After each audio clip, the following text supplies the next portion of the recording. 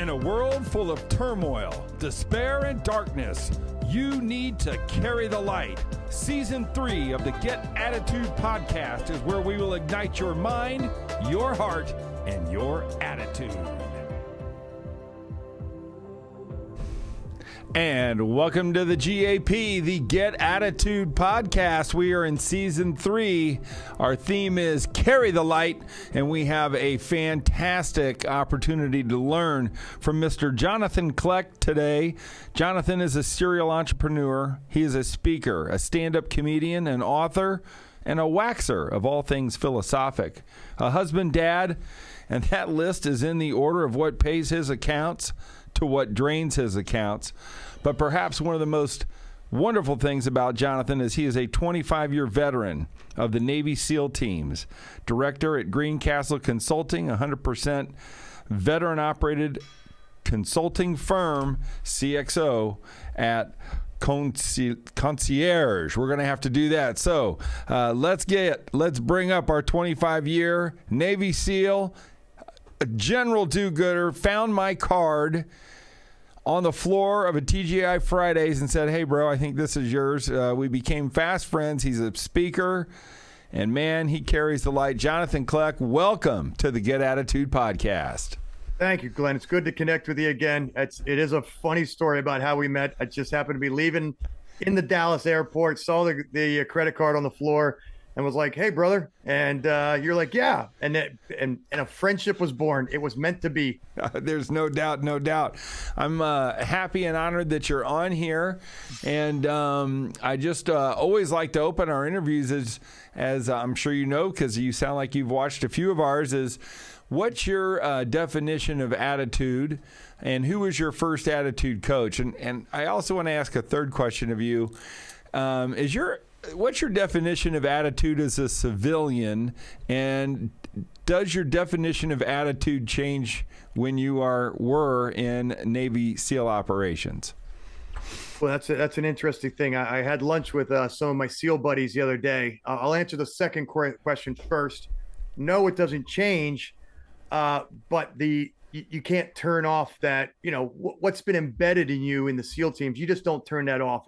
In fact, it's part of what has made us, not only makes you successful in the SEAL teams, but when you carry it out into the civilian world, it's what allows us to be pretty successful. Although, that's where I'm going with the story, is I had lunch with a couple of SEAL buddies the other day, and we were jokingly talking about how coming out of the teams sets you up for absolute frustration in the civilian world, because you're surrounded by just otherwise good people who just haven't been blessed with the same exposure to what you're made of, like what we're all made of, and when you get out there, people are running around with their hair on fire, and people are throwing up their hands saying, "Oh, we can't solve this," and the rest of us are looking around and be like, I don't even know what I can't means. Like, literally, that's never been in the SEAL mantra. It's I can, I will, I'll figure it out some way. By God, we will get this done. And so that's sort of the definition of attitude, at least, and it's a very specific niche definition, but it's specific to the SEAL culture. Any of your listeners can go on and they can Google Navy SEAL ethos, and it's 5 or 6 paragraphs that set it's the Bible by which we make decisions. We judge our own actions. We judge our teammates' actions. It's the standard to which we hold ourselves and our teammates accountable. But it's all about attitude. In fact, it doesn't say like, I'm going to pump weights more than my adversary, or I'm going to study harder. It simply says, I will get it done in the face of adversity. I will never surrender. I'll simply find a way to keep pushing. And that's really the definition of attitude that I've carried and been so lucky to have found way back years ago, 26 years ago, when I joined the Navy. That's so are you retired Navy SEAL, or are you still an active SEAL?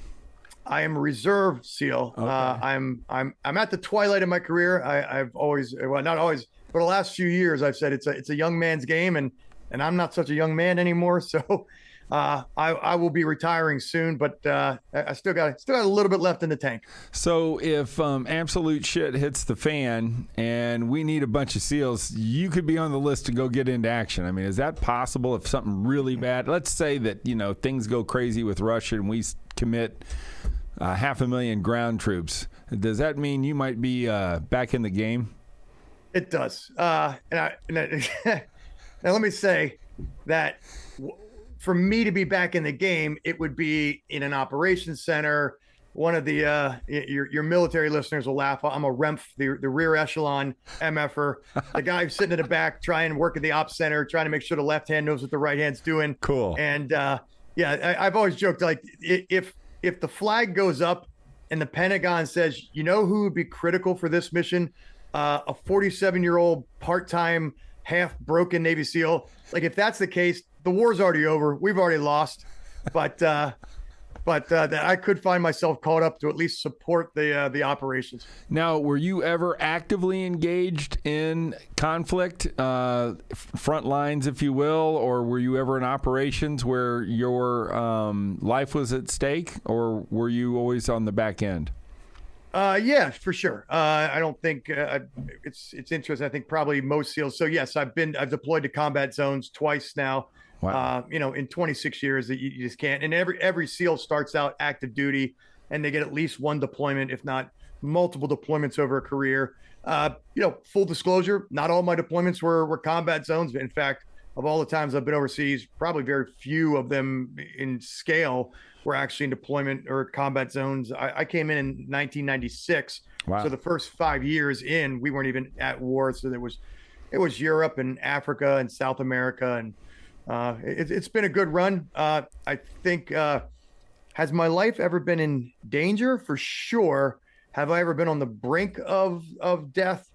Not in combat. In fact, it's funny. I was just telling the story the other day. There's a lot of SEALs who probably can relate, and just military folks. I mean, you train for years and years, and then you find it, and that's where you build that attitude. You build that resilience and that tenacity and the ability to believe that you can get through anything.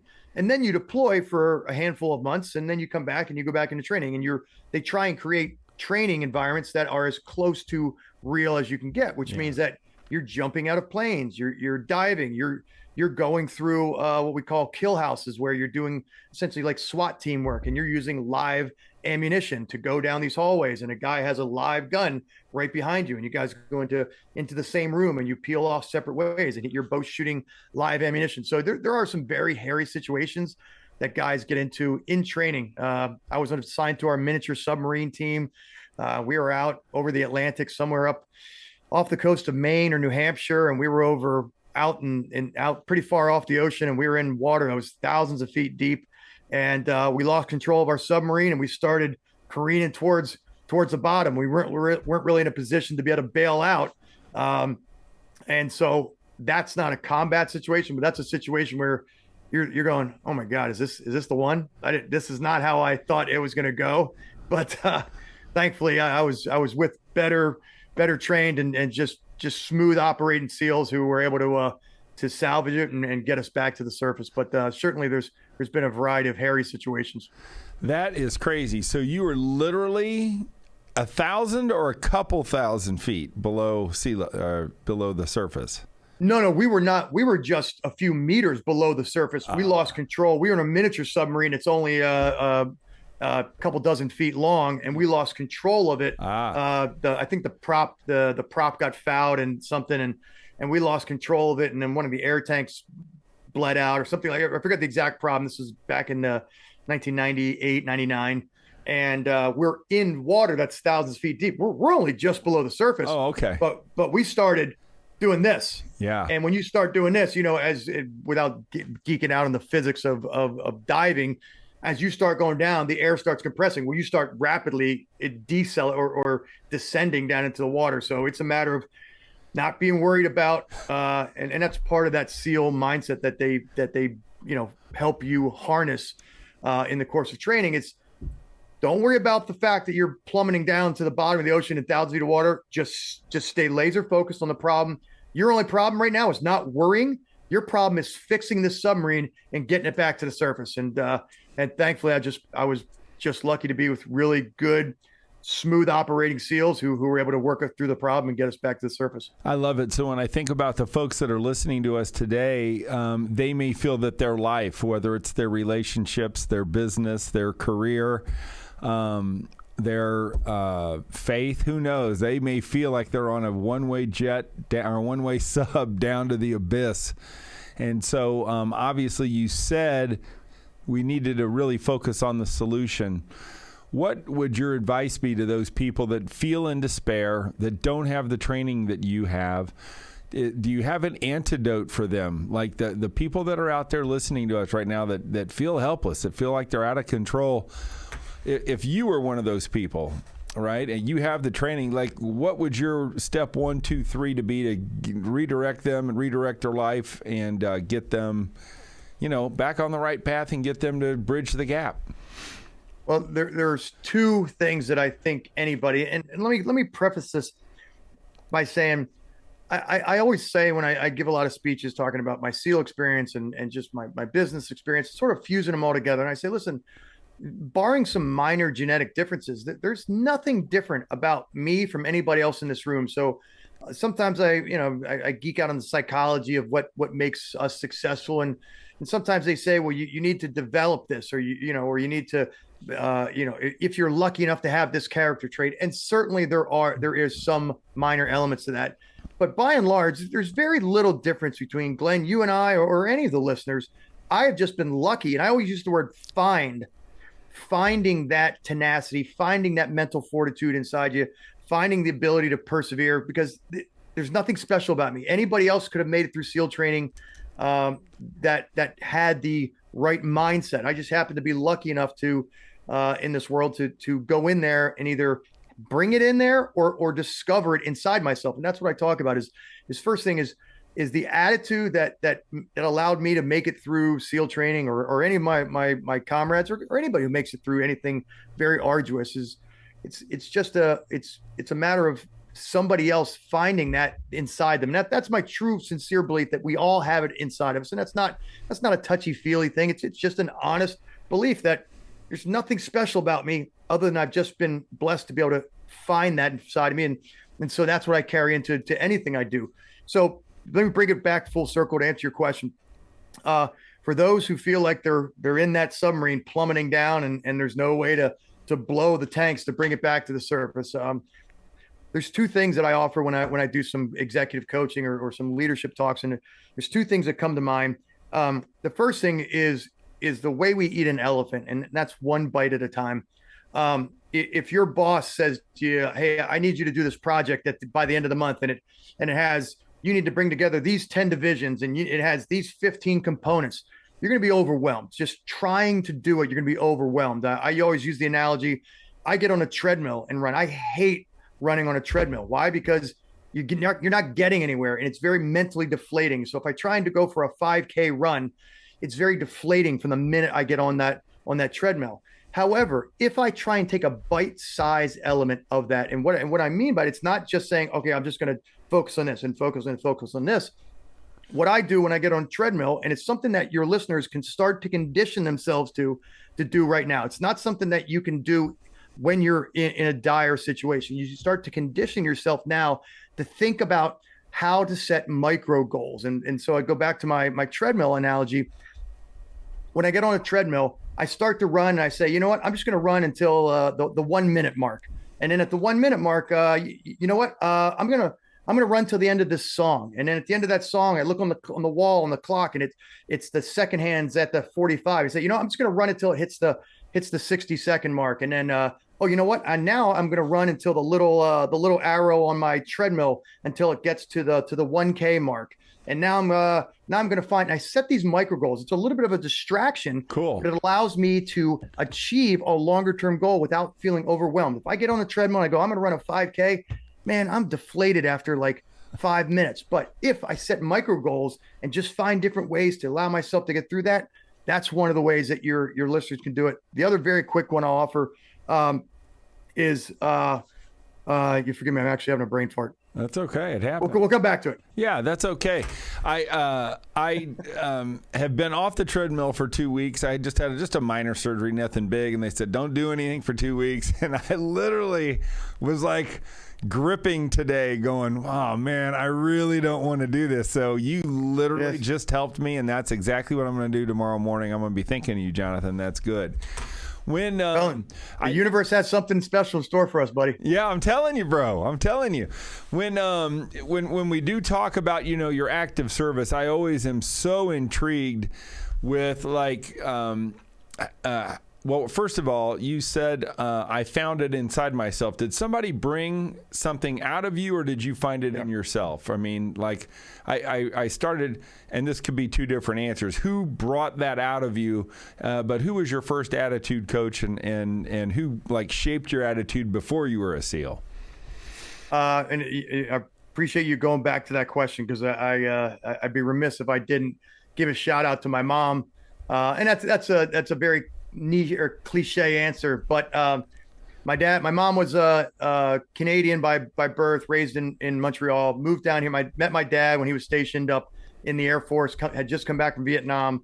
She met him when he was stationed upstate New York, went across the border to on a guy's weekend, met my mom in Montreal, brought her down to the States. So here she is. She's an immigrant, not moving across the world, but still in a foreign country.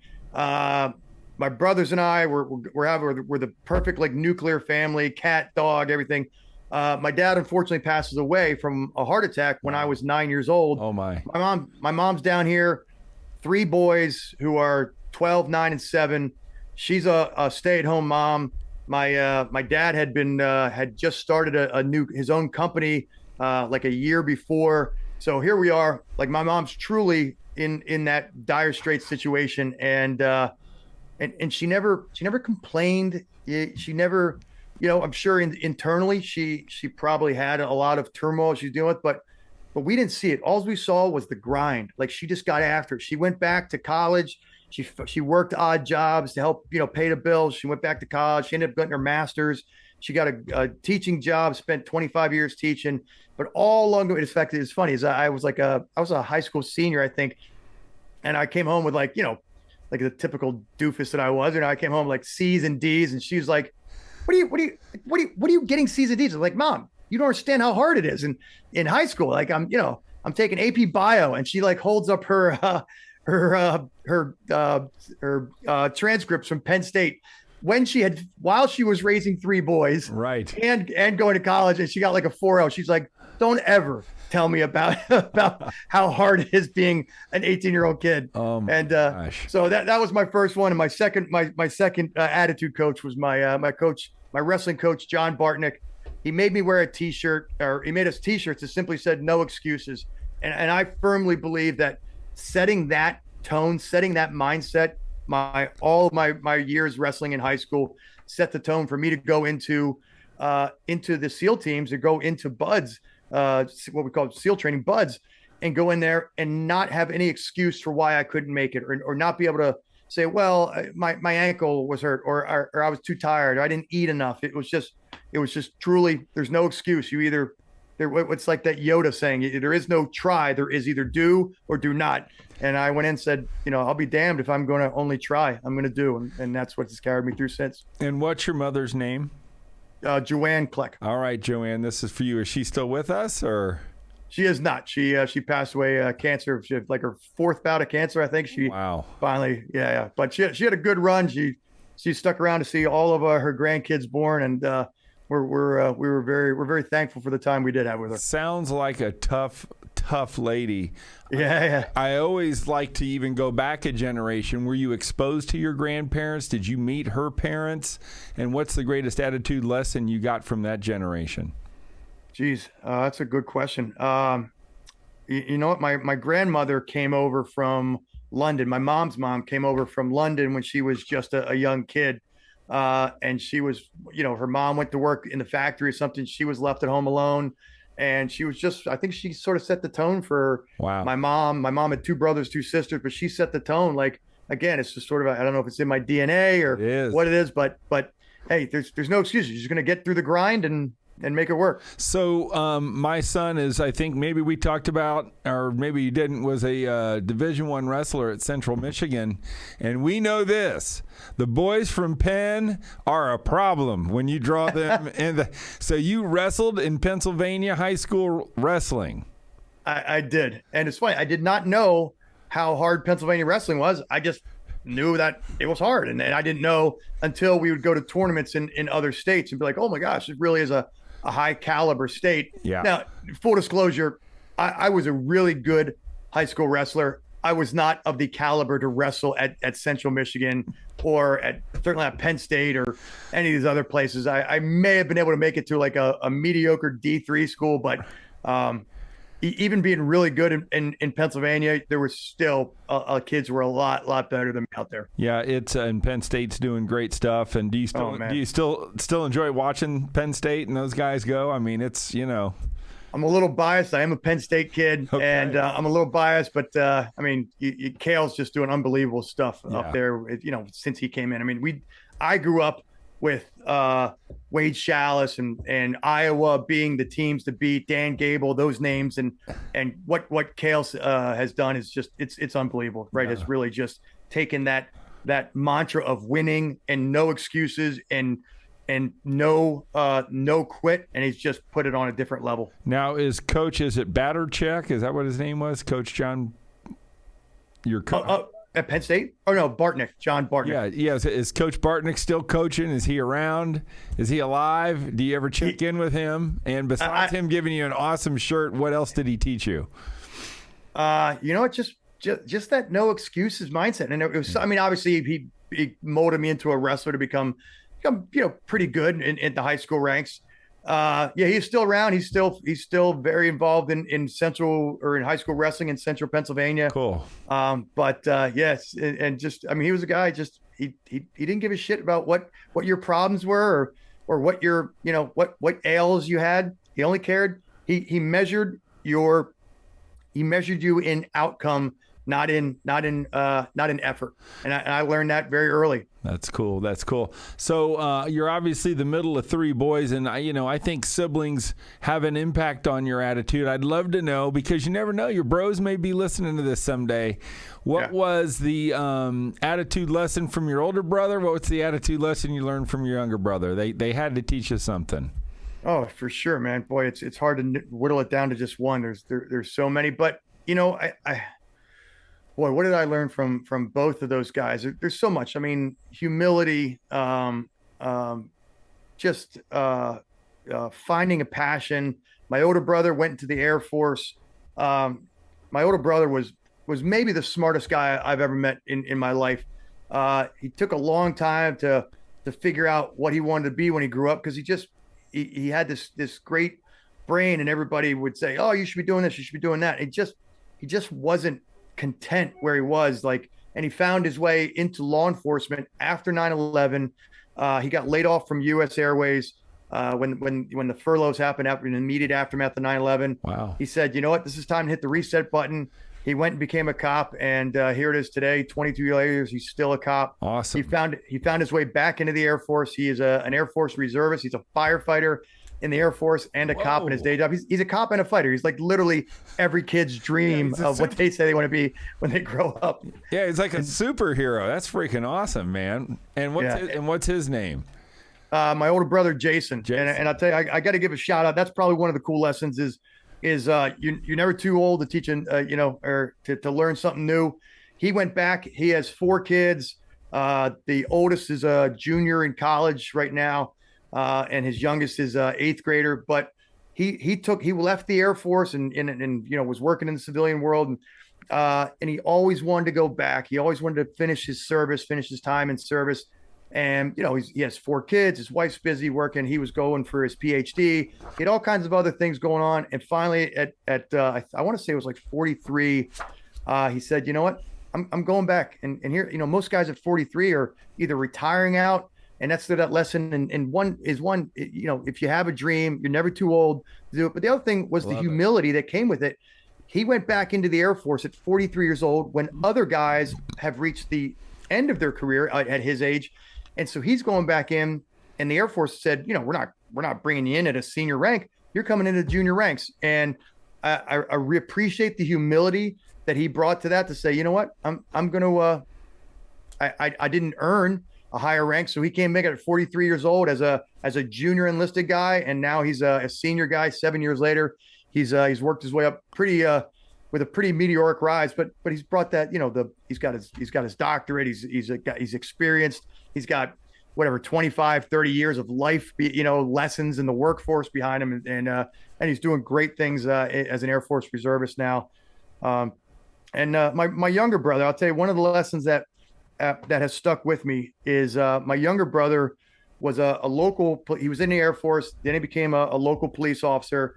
He joined the Air Marshal Service, did that for 10 years, and then at some point just said, and they pay you pretty well in the federal system for a cop's salary. It's pretty good pay. And at one point, my younger brother said, the money, all of this, none of it's worth it, because it's not where my passion, it's not where my heart lies. And he left a good paying job to go back to become a local cop. He had to start at a junior level. But again, it's that humility and also the taking a risk and leaving a good paying job to set a good example for your kids that, it's not just about the money in the world. It's not about fame or status. It's just about going to work every day and finding a job you love, where you feel a sense of meaning, a sense of purpose. And my younger brother is still a local cop today, doing great things in York, PA. So shout out to Brad and Jason, both of you, for sharing those and imparting those lessons on me when you didn't even know it. That's so cool. And I think for all of our listeners who are listening in, hey, there's no doubt 70% of our workforce is disenchanted with what they're doing. Yeah. And when we talk about bridging the gap from who you are to who you want to become, those are two real stories from Jonathan Cleck about his brothers. It's heartbreaking to think about, especially, the older one, when your father dies at such a young age and the burdens that sets. Obviously, I'm guessing you guys were pretty close.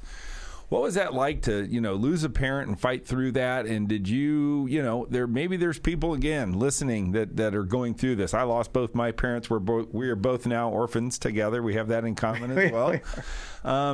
But if you can go back to that time and think about that and speak to maybe somebody who went through that earlier, that maybe hasn't reconciled that, or maybe somebody who has a nephew or niece or whatever. What's that like?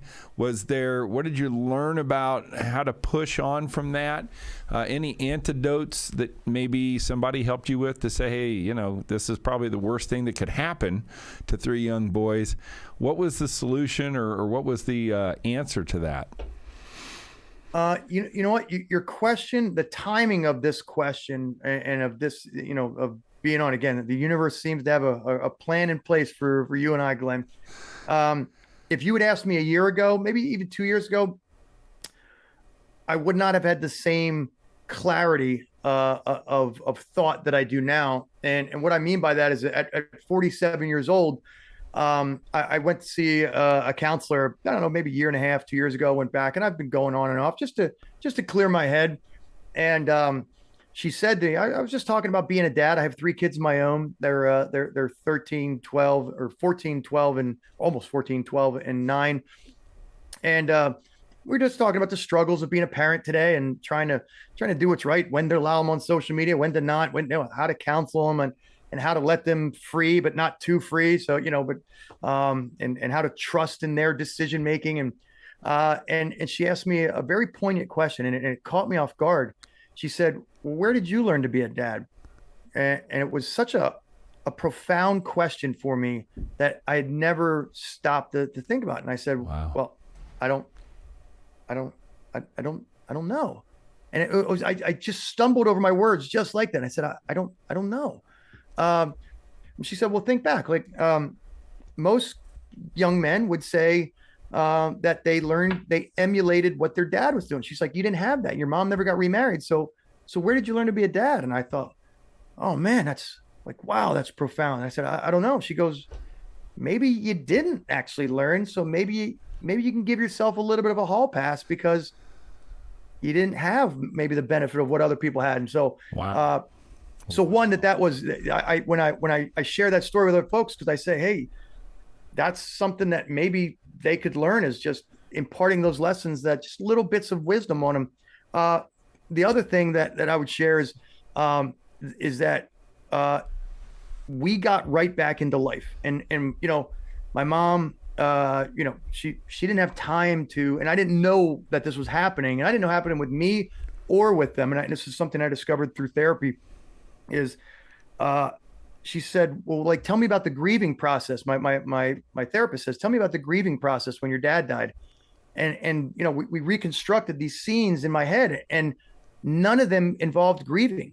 Like, literally, my dad passed away on a Saturday, I believe, and I was off from school that week, and I went back to school the following Monday, and we got right back into it. Like, like, what are you going to do? My mom can't be like, well, I'm not going to grocery shop for a month while we grieve. Interesting. And my mom was like, I can't, there's insurance, my life insurance, there's other, my kids they're in sports. I can't just be like, sorry, my kids aren't doing anything this season. So she tried to create some normalcy. Wow. We tried to get back in normalcy. And it wasn't until I was in my mid 40s that she said, have you ever grieved about the loss of your dad? And I was like, I don't know. And we talked through that. And so when I think about how other people losing a parent or just losing a loved one or something, and I say, so often we jump right back into it because that's the demands of life. Life doesn't allow us the time to process sadness and stuff like that. If one of your listeners if they could do just one thing for somebody who's experiencing that, and maybe just have a conversation, maybe draw out those tears, let them talk through the emotions. I'm not that everybody's me, but I went 35 years without doing that and not even knowing that. And the waterworks came out, in my mid 40s when she asked me to start like describing like the loss of my dad. And I'm just like, I'm bawling. And I'm like, I guess this had been bottled up for 35 years and I didn't know it. Wow. So something that I've only been sharing the last 2 years is, hey man, I didn't even know the demands of life put me right back into the grind.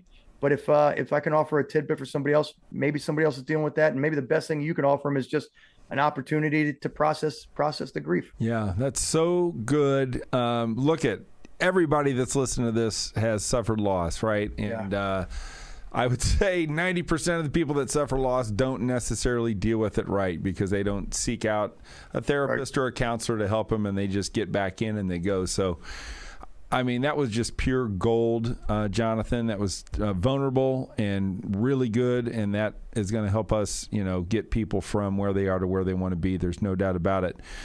Can you tell me a little bit? I know that you're on the speaking trail.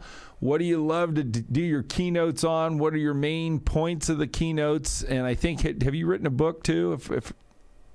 And is that available? I've written a children's book. So I wrote a children's book years ago, and I did not have the right attitude about it because I let it sit on the shelf until my wife helped stick that attitude back in. She's like, "What are you doing? You took all this time to write it. You got an illustrator." So I am in the process right now of self-publishing that. Cool. It is out there, but I'm actually in finishing my own doctorate, and I have started converting my dissertation, which, by the way, is not good reading. It's 150 pages of want to hang yourself awfulness, but not to the Wilmington professors, of course. It's nothing but pure gold. Yes. But I'm in the process of converting that and the lessons from that into a book on leadership, and it's really I'm super excited about it because it's about leadership and it's about using humor. That's what my dissertation is for. Is on in my doctorate. It's about how organizational leaders use humor to address sensitive subjects. So the 800-pound gorilla in the room that nobody wants to talk about, how do organizational leaders use humor to do that? And I'm in the midst of doing my study now, and I'm able to take my dissertation. The goal is to take it and to turn it into some tangible, real world lessons that leaders can look and go, hey, I've always said humor is the most underrated and underutilized skill set of a leader. It can level the playing field. It can diminish tensions.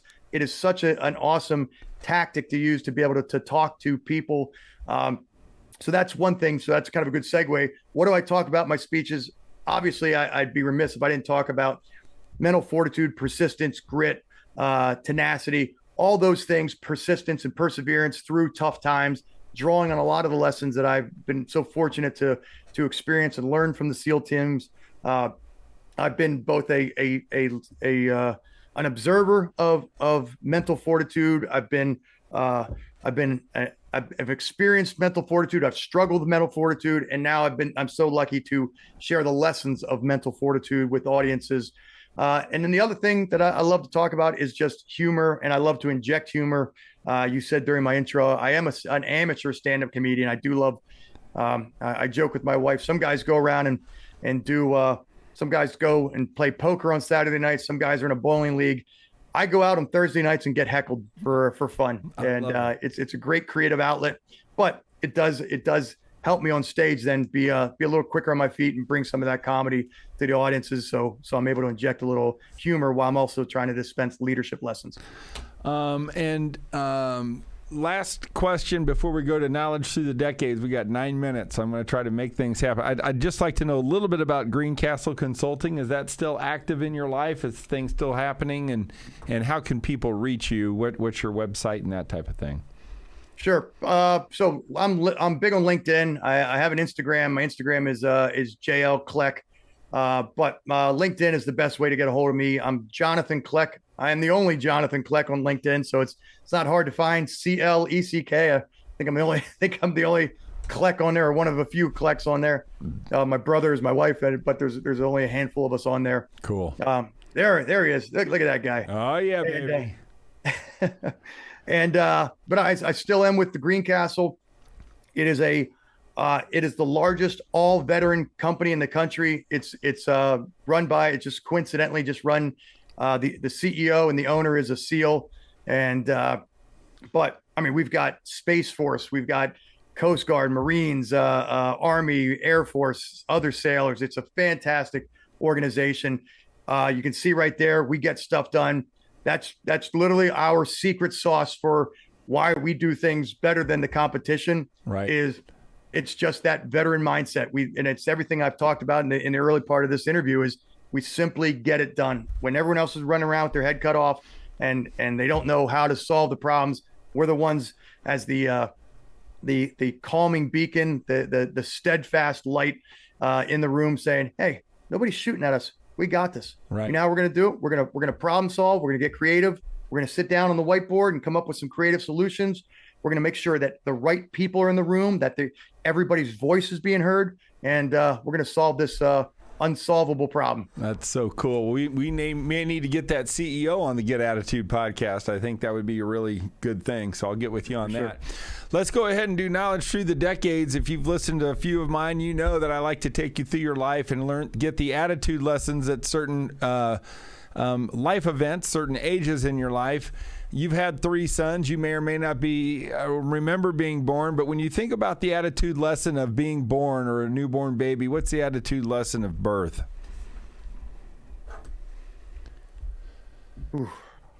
Can I pass and come back? Yeah, you can pass. That's fine. I'm kidding. What's the attitude lesson at birth? Mm-hmm. Oh boy, that's a tough one. And I've listened to several of the podcasts, and I don't want to repeat what everyone else said. So I'm trying to come up with something original. Well, whatever comes in your head is usually the best answer. Yeah, the lesson at birth is adapting to change, right? And they always say that like that's why we swaddle babies, is because they are, you're inside the womb and you're cuddled up, and all of a sudden you come out and it's cold, it's light, it's not warm and it's not your whoopee, and that I think adapting to change. I think that's the first thing we learn, and every animal learns when they're born, is adapting to changing environments. That's great, and I want to thank everybody. They love knowledge through the decades, the DMs, the texts, the notes, the emails. They're like, I love this, and the reason they do is because it really, when you look at all of these attitude lessons, they are really a step-by-step process to help you bridge the gap from who you are to who you want to be. So adapting to change, certainly, if you guys want to bridge the gap, being able to adapt to change, to think of that newborn baby is good. I want you to go to 10 years old now. Do you remember being in 3rd or 4th grade? Just curious if anything happened to you. What was the attitude lesson? What did you learn at 10 years old? That's interesting. I was right after my dad passed away. I was 9, just a few months away from turning 10. And tapping into your team, finding your tribe, and using the strengths of your tribe. For me, that was my immediate family. I remember very clearly. We were all boys, and we were boys. We wrestled like boys. We fought. We got along. We fought some more. We got along. We were like just regular boys. But in the aftermath of my dad's death, we were a very, very tight knit group. And I learned, and I still carry that today. I think that's why I was drawn to the SEAL teams, because of how tight knit they are, and it became my new tribe. And now my own family now is my tribe, but I've drawn on the strengths of my tribe for such a long time. That is powerful. So good. All right. Now you're 20. You're in college at Penn State, partying. Who knows what you're doing at 20? What was your attitude lesson at 20? Boy, what was the lesson? There's a lot of them there. Boy, if I could go back and punch that knucklehead in the head and shake some sense into him. That's your next book, bro. Yeah. If I could go back and punch myself in the head. Right. That's probably is a chapter of the book. You know what? It is don't sweat the small stuff. And again, very cliche. Cool. Good. But at 20 years old, I felt I went into the SEAL teams. I left college after my sophomore year because I felt like, oh man, I've changed my major twice. Like, I don't know what I want to do. If I had to go back right now and tell that guy, again, I'm glad he did what he did, but if I had to go back and tell him, hey, listen, you're 19 years old and they're trying to ask you what you want to do for the rest of your life. If you don't have a good answer, it's okay, buddy. Yeah. Don't sweat it. And I think I put a lot of pressure on myself to keep up with my peers who were being successful, and they were in nursing programs, and they were in engineering, and they knew what they wanted to do, a laser focus. Wow. I didn't know in college, and I'm so fortunate. I'm so grateful for the way everything turned out. But I left to go into the Navy because I was like, I don't know what I want to do, and I think being a SEAL is what I've been called to do. So maybe that's a good lesson. Maybe it's not because it turned out it worked out in my favor. Well, I mean, so you were 20. So you went into the Navy and started your journey as a SEAL at 20 years old. Yep. Right. So that's, yeah, I would say like the attitude lesson there is like blind faith or something, right? Or blind stupidity, or who knows? Probably a little bit of both. Yeah. But I mean, I guess the thing is no fear. I'm just going to go do it. Right. Or don't be worrying about what everybody else is doing, or don't make decisions based on everybody else's path or speed or whatever. So a lot of good lessons in there, just like you said.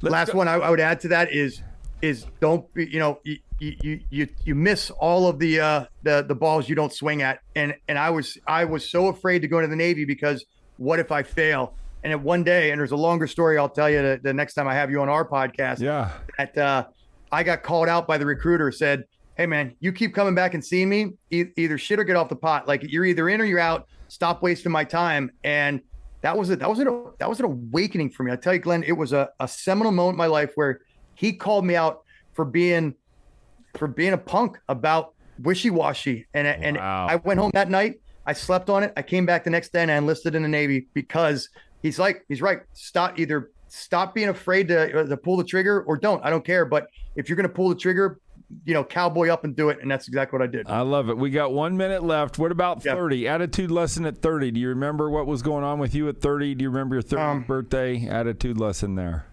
Yeah, man, I'll tell you, I was a young dad at the time, and this is a lesson that every dad knows, especially dads who are even older than me. And I get these lessons is the last thing I'll impart for, especially into 30 for the young dads, is the days are long, but the years are short, and you got to embrace those moments, man. Don't be too tough to embrace those little baby snuggles. My kids are a little bit older now. I would give anything to go back for those moments. And I still try to with my 12-year-old boy, bring him in and cuddle with him. But man, the years are short. The days are long, but embrace every moment. You've been so great. I'm not going to do 40 because we're out of time, but we always like to end with just your sincere hope, your sincere best 30-second motivational speech to those people that are listening to you now. What is your message of hope? What is your message of attitude for those who have sat in in on this podcast. And Jonathan, I can't thank you enough for your time. Glenn, thank you so much, man. I'll just close it up by saying, hey, we're coming out of COVID.